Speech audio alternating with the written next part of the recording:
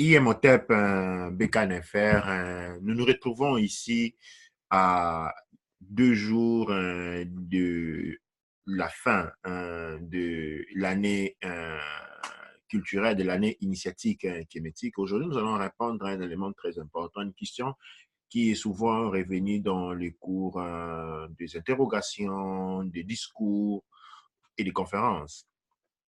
La question est énoncée dans le titre culture kémétique, culture africaine. En grosso modo, la question est la suivante. Beaucoup de personnes, en référence à la culture Congo, spécialement à la culture bamilenke, font la différence. En fait, la question est souvent quels sont les éléments de convergence?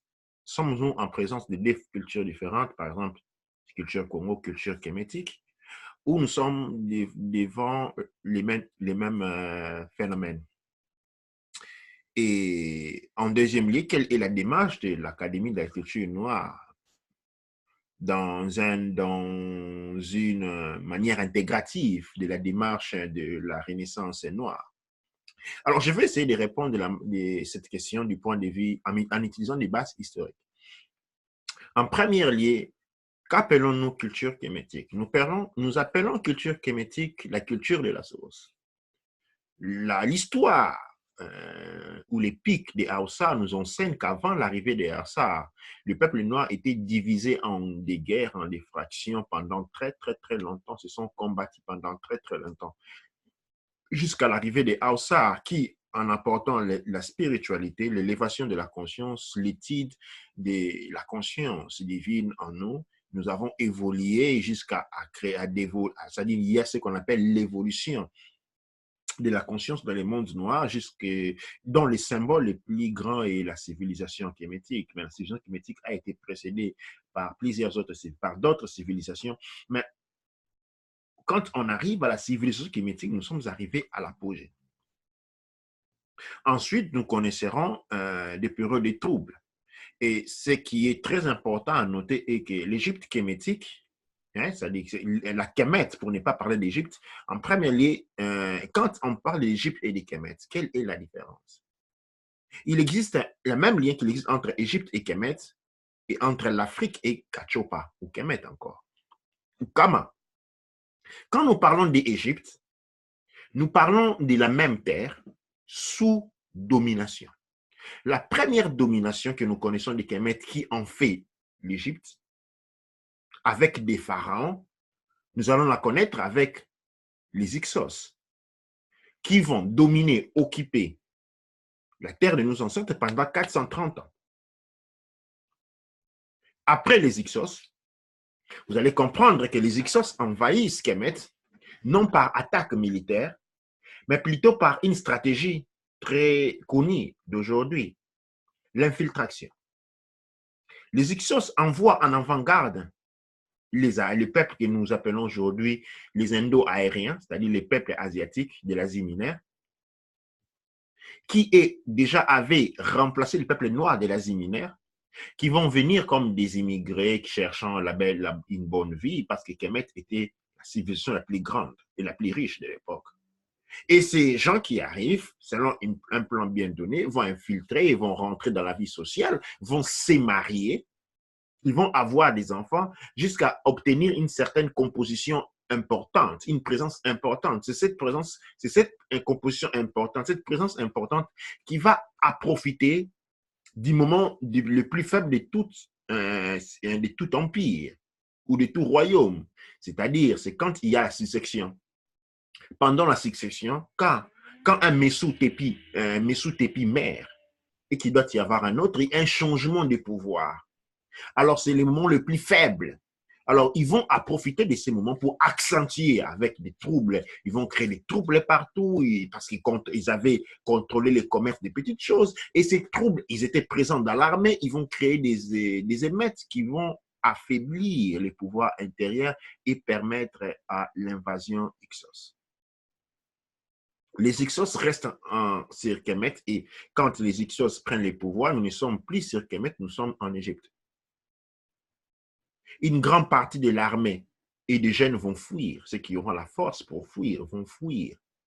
Et en ce moment, Kemet, qui devient Égypte, Même son culte change. Nous sommes dans le culte pharaonique. Avec des divinités, là nous avons maintenant la présence des Seth qui devient la divinité majeure. Et des pratiques religieuses, des pratiques superstitieuses, dont le culte des sangs, les sacrifices animaux, importés des terres Ixos vont intégrer. Il faut savoir qu'il reste sur Kemet pendant 430 ans. Les jeunes qui s'enfuient et l'armée, la jeune et les armées qui s'enfuient vers l'Afrique, ce que nous appelons Kama de l'Ouest, que nous appelons aujourd'hui avec la partie des Ganawa, la grande empire des Ganawa, hein, qui englobe les Ghana, les Burkina Faso, toute cette partie-là. Ils vont rester pendant 430 ans, okay, avec une modification culturelle, bien entendu. En plus, après 430 ans, les jeunes vont décider de rentrer, se reprendre leur terre natale, la terre de leurs ancêtres qui était Kemet, devenue Égypte. Et cela va se produire, ils vont vaincre l'armée Hyksos qui va fuir, qui va décapituler. Mais il y avait déjà les germes de la défaite à l'intérieur parce que pendant ces temps, pendant ces 430 ans, les Assyriens, les Perses aussi avaient intégré Kemet, devenu Égypte. Et en ce moment, les Assyriens, quand les Hyksos s'en vont, les Assyriens avaient la position dominante. Et ils vont utiliser la position dominante et l'instabilité du pouvoir parce qu'après 430 ans, il fallait tout reconstruire pour créer des émettes. Et à cette époque-là, permettre aussi une invasion assyrienne. Parce qu'il faut savoir, de l'époque où nous sommes en train de parler, toute grande puissance, comme on a vu pendant le 6e siècle, la contrôle de la Méditerranée signifiait qu'on était une puissance.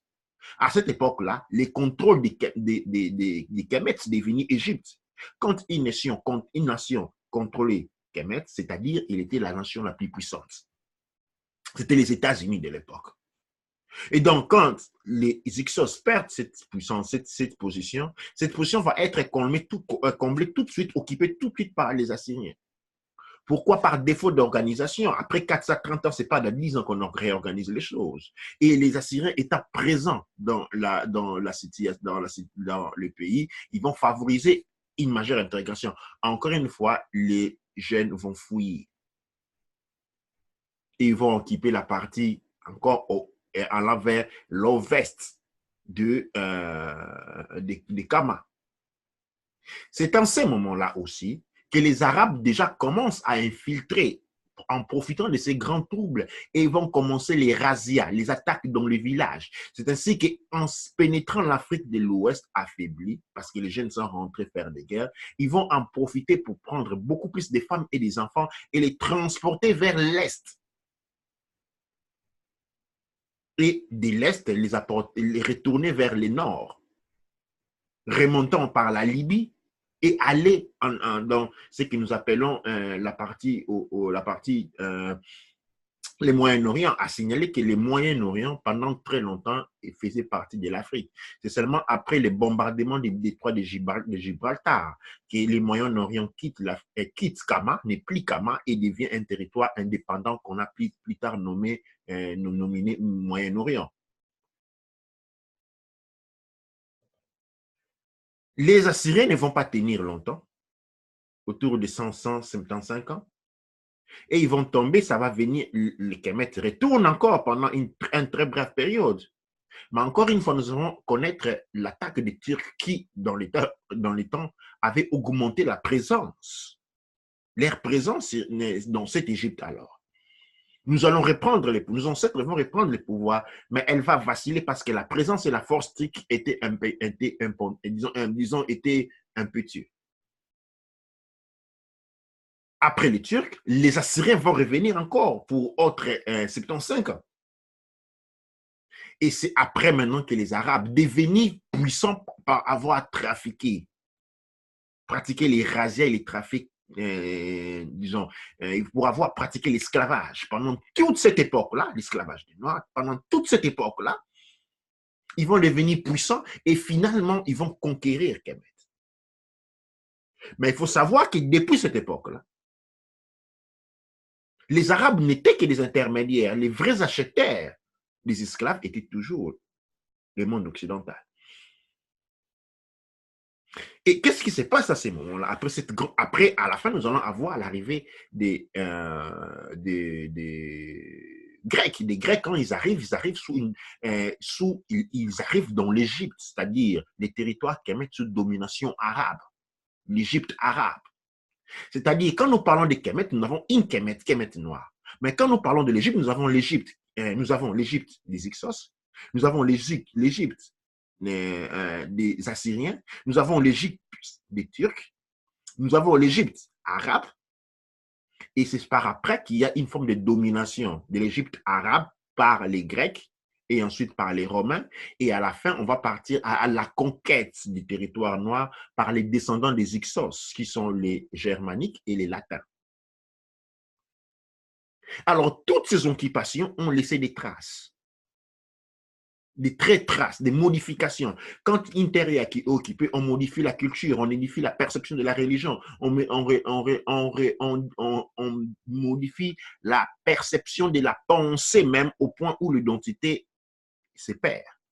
L'authenticité se perd, je voulais dire. Ce qui apporte à où nous sommes aujourd'hui. Les différentes cultures que nous avons aujourd'hui en Afrique sont des cultures qui ont été liées par une trop forte présence coloniale qui avait des dessins c'est ce que moi j'appelle les OCM, organismes culturellement modifiés. Pour créer un esclave, il faut les sortir de son état naturel, de son authenticité, vers un autre, en faire un hybride culturellement. Aujourd'hui, nous avons des hybrides culturels. C'est ainsi que quand nous allons dans les sein d'une même culture, nous trouvons plusieurs exponents représentant la même culture qui ne font pas d'accord les uns les autres. Nous trouvons la culture Koro, tout ça. C'est la raison pour laquelle, par exemple, au Cameroun, ils se font la guerre entre eux. Pourquoi? Il y a un groupe bamilinké français, l'autre anglais, des cultures différentes. Et nous le retrouvons un peu partout. La démarche que nous avons faite, c'est celui de retourner à la source de la tradition kémétique et aller puiser à l'essentiel. Et cela a été possible grâce aux travaux commencés par notre ancêtre, Cheikh Anta Diop, que nous ne finirons jamais de remercier, de gratuité, qui nous initie au Médou Netcher. Les Médou Netcher racontent l'histoire. Les Médou Netcher n'ont pas pu être modifiés, sinon on en a changé le sens. Aussi longtemps que nous sommes dans l'égyptologie et nous interprétons les Médou Netcher selon l'interprétation égyptologique, eh bien, je vous ai dit, on est dans l'Égypte et donc on est dans les mensonges. Pendant que Cheikh Anta Diop nous apprend la science des Médou Netcher, à lire ce que nos ancêtres ont écrit. C'est de cette base inspiratrice, inspirée par Cheikh Anta Diop, que l'Académie de la culture noire kémétique tire ses origines. Nous allons directement à la source. Et cette source institue que la culture est notre plus grand héritage. Et là, je rentre dans la seconde voie, le volet. Notre culture est notre plus grand héritage. Et pour autant, il ne peut être vendu. On ne peut pas faire payer à une chèvre pour lui apprendre à faire la chèvre. Comme on ne peut pas faire payer à un éléphant, non, à un cheval à courir pour lui apprendre, disons, faire payer un éléphant pour apprendre à courir parce que c'est sa nature.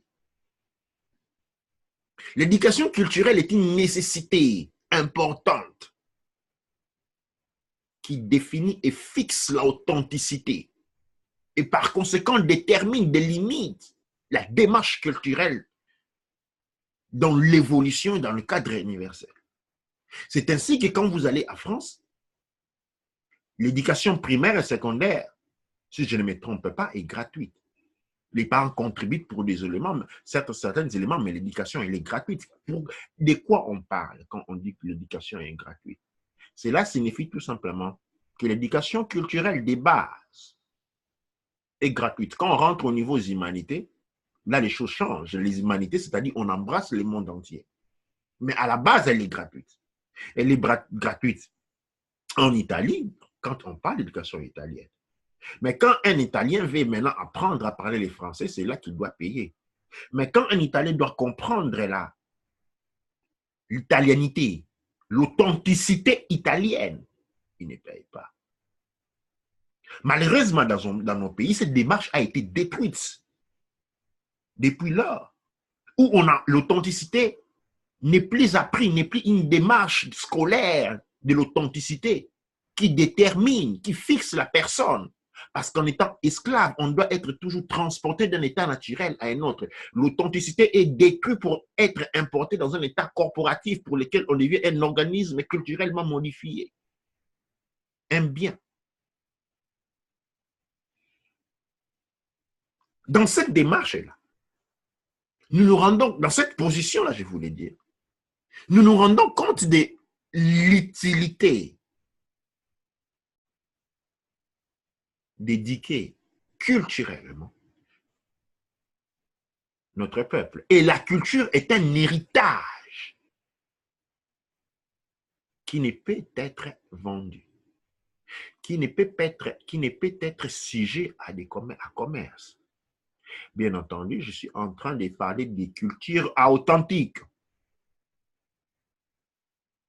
Cependant, si quelqu'un est un commerçant, c'est celui qui va ailleurs trouver des objets qui ne sont pas dans son coin d'origine pour les revendre. Ça, c'est complètement normal. C'est du commerce.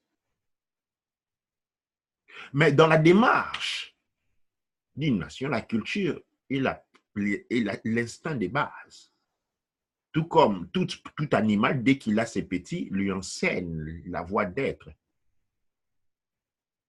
Et dans le monde noir, cela a été perdu. Et c'est une responsabilité à ceux qui ont appris la culture noire, à pouvoir les enseigner, à pouvoir transmettre. Et à ces points-là, faire payer correspondrait à un abus déloyal. Parce que c'est comme si nous sommes des frères, nous héritions d'un bien. Par exemple, nous hércions d'une rivière, ou d'un lac, ou d'un territoire, et que mon frère perde conscience par maladie, il connaît une amnésie, il ne se souvient plus de qui il est. Et moi, j'en profite pour lui faire payer. Par exemple, quand il veut chasser, ou quand il veut aller pêcher, ou quand il veut, par exemple, planter, je lui fais payer pour ça. Comment me définirait-on? Et c'est la même chose quand on se met à vendre la culture des bases aux descendants de Kemet. C'est la grande différence qui existe, que nous devons faire entre la tradition kémétique, la culture kémétique et les cultures africaines. Les cultures africaines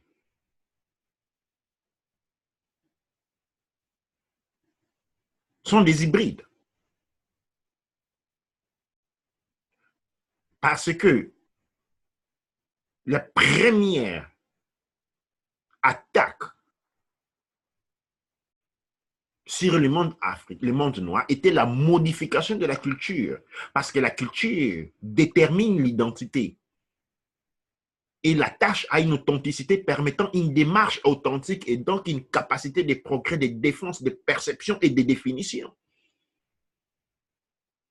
Et pour faire un esclave, il faut éliminer ces éléments-là.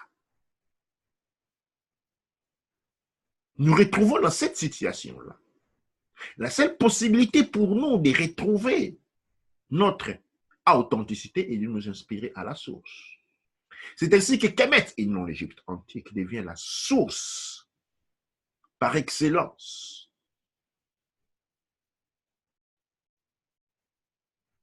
C'est ainsi que toutes les autres traditions doivent trouver un lien dans leur authenticité pour pouvoir débarquer dans une dimension de progrès, des possibilités, d'agglomération, d'excellence, de possibilités et d'intelligence.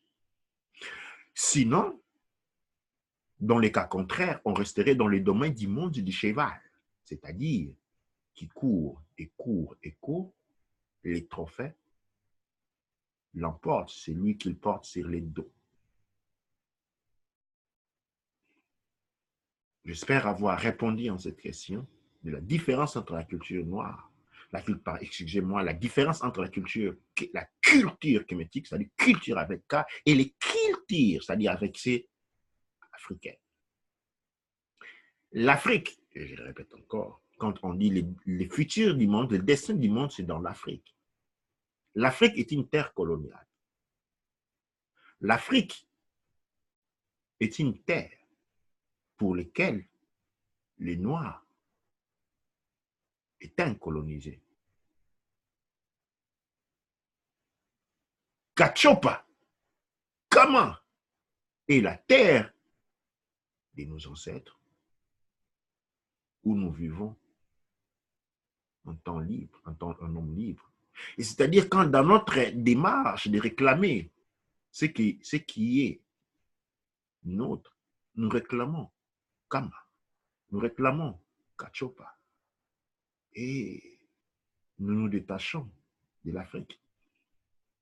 Parce que l'Afrique est un agglomérat, est une pensée. Il ne faut pas voir les territoires. Quand on parle de l'Afrique, on parle de la pensée qui crée l'Afrique. La pensée, la perception de l'Afrique est une terre colonisée.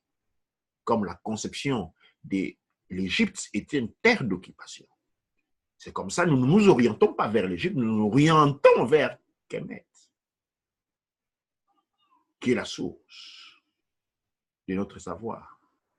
C'est ainsi donc nous ne nous orientons pas vers l'Afrique qui est un territoire colonisé, divisé en États coloniaux, avec des entités coloniales, enracinés jusqu'à la moelle épinière, mais plutôt nous orientons vers Kachopa, vers Kama, qui est la terre de la liberté, de la gloire et de l'excellence. Doua Necher, Doua Amonra, Doua Nem Ercher. Ainsi donc je retourne vers Kama.